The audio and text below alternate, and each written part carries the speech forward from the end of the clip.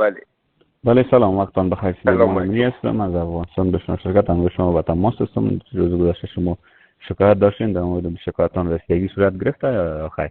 بله رسیدگی هم صورت گرفته. فعلا چاره کردن، منتها باز مشکلاتایش است که اونا درست تشریح کردن و ما هم فهمیدیم که اونا رو هم برطرف میکنن و ما بسیار راضی هستم از اینکه قدر پروفشنالیزم و به این مقصد از متخصص بودن کارشان و پشت کار که دارن بسیار خوش شدیم و شما همچنان فوق العاده خوش هستیم که می رقم هر چیز با بسیار خوبی پیش میره. ما بسیار خوش هستم.